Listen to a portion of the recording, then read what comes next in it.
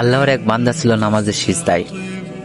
আল্লাহর ডাক দিয়ে বলে, বান্দা, তুই যতই নামাজ পড় আর যতই সিজদা কর, তোর ঠিকানা জাহান্নাম।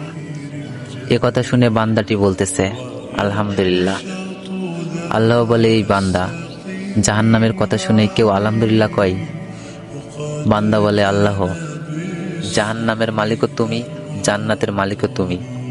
তুমি আল্লাহ যদি খুশি হয়ে আমাকে জাহান্নামও দাও, আমার আপত্তি করার কোনো অধিকার নেই। আল্লাহ বলতেছে, বান্দা, জাহান্নামে গেলে তুই পুড়ে যাবি, তোর কষ্ট হবে। বান্দা বলতেছে, আল্লাহ, কষ্ট শুধু আমার হবে না, তোমারও হবে। আল্লাহ বলে, বান্দা, তুই পুড়বি জাহান্নামে, আমার কষ্ট কেন হবে? বান্দা বলে, আল্লাহ, মায়ের কোলে সন্তান যদি পানিতে পড়ে যায়, তাহলে দুনিয়ার কোনো মাই যেমন দূরে দাঁড়িয়ে থাকতে পারে না, দৌড়ে গিয়ে বাচ্চাকে কোলে নেয়, আমার বিশ্বাস ওই মায়ের চেয়ে কোটি কোটি গুণ দয়া তোমার বেশি। আমাকে জাহান্নাম দিলে তুমিও আল্লাহ শান্তি পাবে না। আল্লাহ বলে, বান্দা, এই দলিল তুই কই পাইলি?